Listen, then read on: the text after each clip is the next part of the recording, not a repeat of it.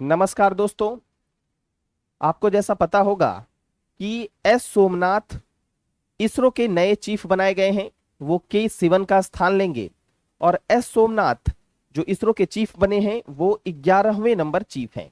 के सिवन 10वें नंबर थे और एस सोमनाथ 11वें नंबर इसरो के चीफ बनाए जाएंगे।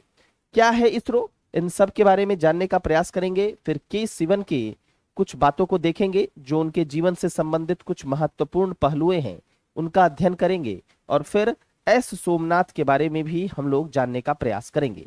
तो सबसे पहले इसरो के बारे में जानने का प्रयास करते हैं। ठीक, चलिए देखिए, chairman of the Indian space research organisation, आपको पता ही है कि इसरो का फुल फॉर्म क्या है, Indian space research organisation. The Indian national, यहां से स्टार्ट नहीं है, यहां से स्टार्ट है। तो the chairman of the Indian space research organisation क्या है, एक तरह का स्टेट्यूटरी हेड होता है, एक तरह का वैधानिक प्रमुख होता है इसरो का। और जो ऑफिस होल्डर मींस जो ये इसरो चीफ होते हैं वो सेक्रेटरी होते हैं गवर्नमेंट ऑफ इंडिया के, मींस भारत सरकार के वो सचिव होते हैं। और साथ ही साथ वो डिपार्टमेंट ऑफ स्टेट के एक एग्जीक्यूटिव होते हैं जो सीधा प्राइम मिनिस्टर को रिपोर्ट करते हैं।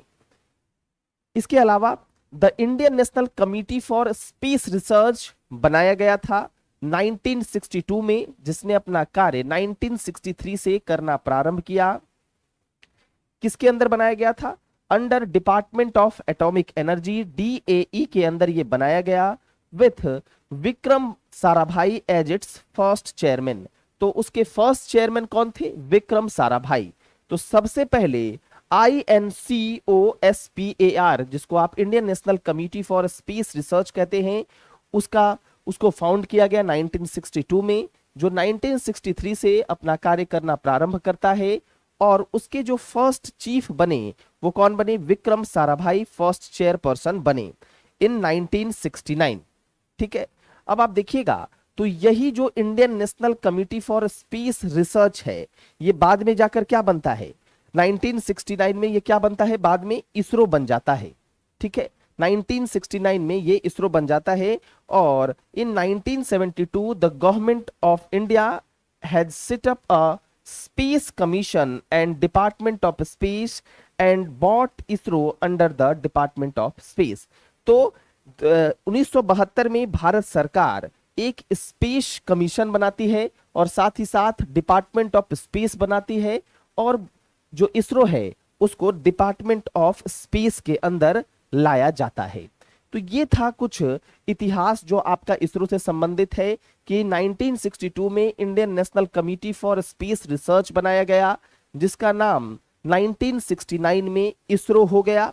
जब यह 1962 में बना था, जिसने कार्य करना 1963 में शुरू किया, उस समय विक्रम साराभाई इसके फर्स्ट चेयरपर्सन थे। बाद में इसका नाम बदल के इसरो कर दिया गया 1969 में। उसके बाद 1972 में भारत सरकार के द्वारा एक स्पेस कमीशन बनाया गया और साथ ही डिपार्टमेंट ऑफ स्पेस भी बनाया गया, जिसके बाद क्या हुआ कि इसरो को डिपार्टमेंट ऑफ स्पेस के अंदर लाया गया। अगर आप देखेंगे तो साराभाई के मतलब विक्रम साराभाई जो कि फर्स्ट चेयरपर्सन थे, उसके बाद 10 चेयरमैन बनाए गए हैं और एस सोमनाथ जो है वो 11वें चेयरमैन होंगे इसरो के। और सबसे लंबा जो कार्यकाल रहा है वो सतीश धवन का रहा है, जिन्होंने 12 साल इसरो के चेयरमैन के पद के रूप में काम किया और उस पद को सुशोभित किया। तो ये chairman of the Indian space research organisation के बारे में कुछ बातें थी, जिसमें आपसे परीक्षा में यह पूछा जा सकता है कि फर्स्ट कौन थे, फिर उसके बाद 10वें नंबर पे कौन थे, और एस सोमनाथ कौन से नंबर के इसरो के नए चीफ बने हैं। अब हम लोग थोड़ा सा के सिवन के बारे में जानने का प्रयास करते हैं, उसके बाद हम लोग जानेंगे एस सोमनाथ के बारे में।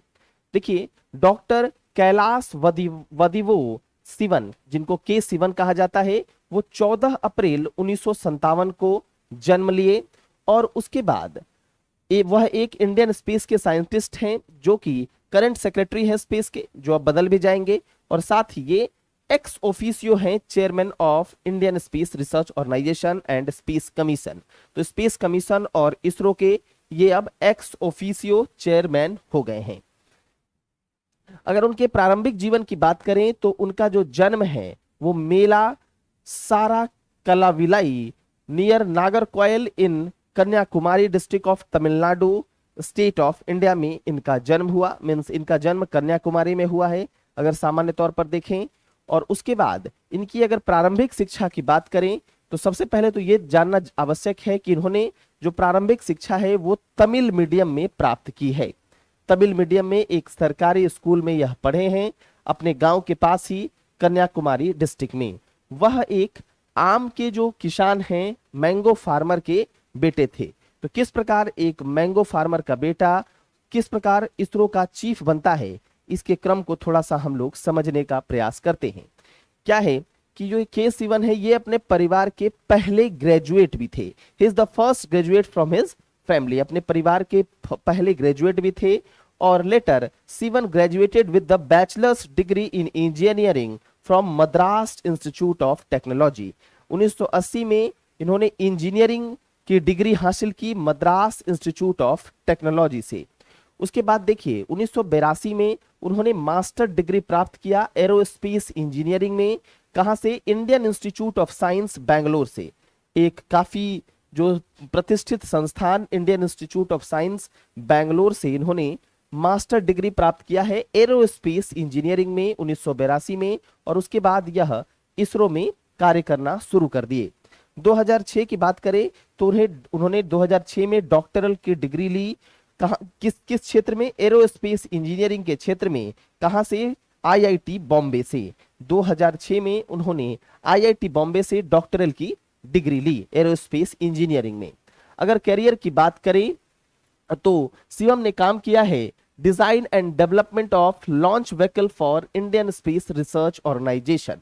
तो लॉन्च व्हीकल होता है जैसे पीएसएलवी, जीएसएलवी, तो इन्होंने लॉन्च व्हीकल के क्षेत्र में काम किया है, उसके डिजाइनिंग में और उसके विकास में इन्होंने कार्य किया है।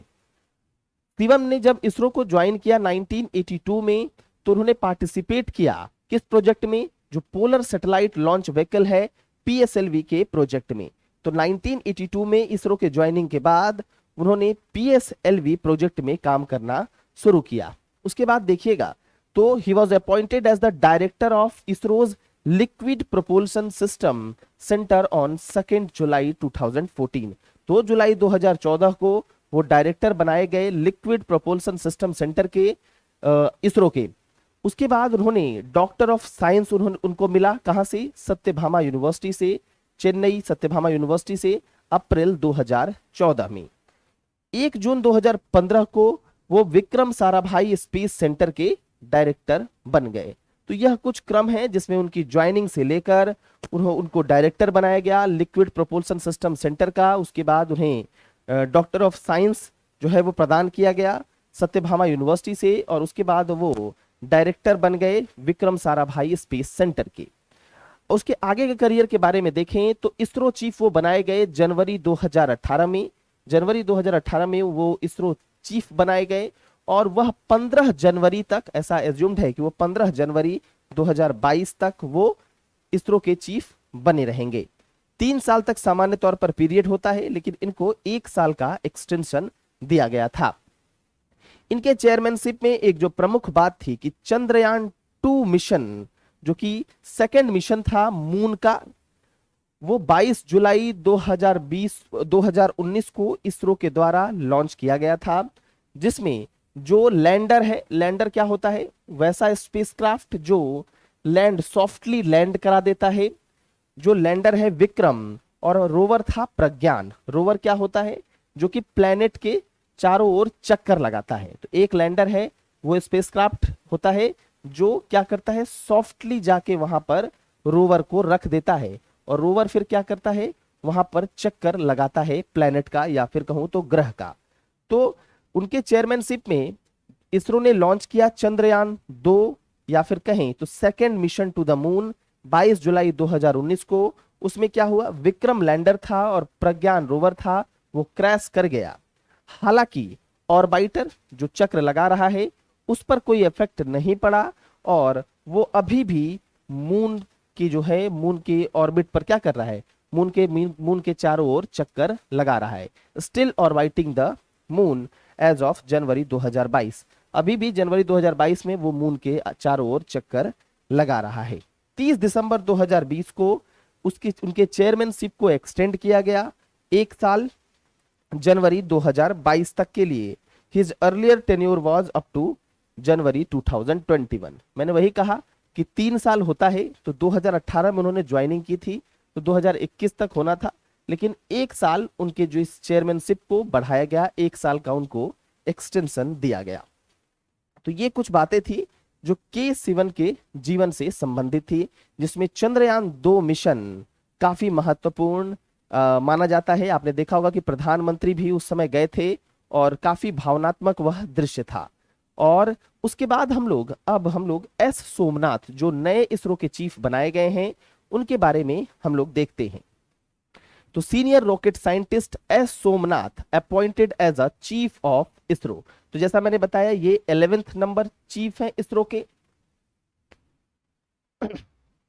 अब देखिए सोमनाथ क्या है, करेंटली ये डायरेक्टर है विक्रम साराभाई स्पेस सेंटर, जो वीएससीसी है उसके ये करेंटली अभी क्या है, डायरेक्टर हैं। और जो इनका जो स्टेट है वो कौन सा है, किस स्टेट से ये बिलोंग करते हैं, केरला। और केरला से ये चौथे नंबर केरलाइट होंगे जिन्होंने इंडियन स्पेस सेक्टर के इस टॉप मोस्ट पोस्ट को ऑक्युपाई किया है। मींस ये चौथे नंबर, आप कहेंगे तो ये 4th नंबर केरलाइट होंगे। मींस केरल के ये जो एस सोमनाथ है वो केरल के हैं, और ये चौथे नंबर केरलाइट है जिन्होंने इस पद को सुशोभित किया है। इसके पहले जो हैं वो आप देख सकते हैं कि के कस्तूरी रंगन, जी माधवन नायर और के राधाकृष्णन केरलाइट हैं जिन्होंने इसरो के चेयरमैन के पद को सुशोभित किया था। तो ये चौथे नंबर केरलाइट हैं। सोमनाथ की जो अपॉइंटमेंट है सोमनाथ की, वो कितने साल की है, 3 साल के लिए है। अगर एक्सटेंशन मिलता है तो वो अलग बात है, हालांकि अभी जो अपॉइंटमेंट है वो 3 साल के लिए है। और सिवन जो है आपको बताया कि के सिवन को 1 साल का एक्सटेंशन दिया गया था और उनका जो टर्म है वो समाप्त होना है 15 जनवरी 2022 तक। वो ऑफिस को उनकी जो है ऑफिस रहेगी और उसके बाद वो पद समाप्त हो जाएगा और उसके बाद एस सोमनाथ उस पद को सुशोभित करेंगे। एस सोमनाथ की जीवनी के बारे में अगर देखें कि उनका जीवन कैसा रहा, तो उन्होंने प्रारंभिक जो डिग्री ली है वो महाराजा कॉलेज एर्नाकुलम से ली, और उन्होंने फिर मैकेनिकल इंजीनियरिंग की TKM college of engineering Kollam near Thiruvananthapuram. तो टीकेएम कॉलेज से उन्होंने मैकेनिकल इंजीनियरिंग की डिग्री ली और 1985 में उन्होंने विक्रम साराभाई स्पेस सेंटर को जो है वो ज्वाइन किया, और उसके बाद उन्होंने पीछे मुड़कर कभी नहीं देखा। एस सोमनाथ ने फिर बाद में क्या किया, मास्टर डिग्री की एरोस्पेस इंजीनियरिंग में from Indian institute of science Bangalore, जिसमें उनका स्पेशलाइजेशन क्या था, डायनेमिक्स एंड कंट्रोल। तो इन्होंने भी आईआईएससी से मास्टर डिग्री की एरोस्पेस इंजीनियरिंग में, जिनमें उनका जो स्पेसिफिकेशन था या स्पेशलाइजेशन था वो डायनेमिक्स एंड कंट्रोल का था। At the ISRO Somnath has been associated with the polar satellite launch vehicle. तो जिस प्रकार के सिवन भी पोलर सैटेलाइट लॉन्च व्हीकल के साथ एसोसिएट हुए थे, उस प्रोजेक्ट पर काम कर रहे थे, ठीक उसी प्रकार एस सोमनाथ भी पोलर सैटेलाइट लॉन्च व्हीकल जो प्रोजेक्ट है उसके साथ एसोसिएट हुए अपने जीवन के स्टार्टिंग करियर में, मतलब इसरो के साथ जो उनका जीवन का स्टार्टिंग करियर था। उसके बाद देखेंगे तो बाद में एस सोमनाथ एसोसिएट डायरेक्टर बन गए projects of the Vikram Sarabhai space centre, और साथ ही वो प्रोजेक्ट डायरेक्टर बन गए geo synchronous satellite launch vehicle mark 3। ठीक है, इसके भी वो प्रोजेक्ट डायरेक्टर बन गए 2010 में। इसके अलावा वो डेप्यूटी डायरेक्टर थे propulsion and space ordnance entity till November 2014। तो ये तो है कि जब डिपार्टमेंट में आप आए हैं तो डिपार्टमेंट में किस किस पद को आपने जो है वो सुशोभित किया और किस किस पद पर आप रहे हैं।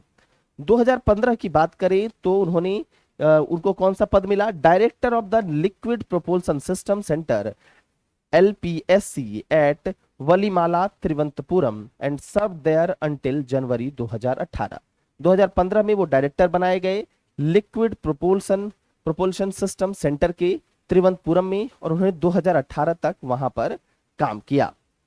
उसके बाद वो डायरेक्टर बन गए कहां के, विक्रम साराभाई स्पेस सेंटर के। इस बार वो डायरेक्टर बने हैं विक्रम साराभाई स्पेस सेंटर के।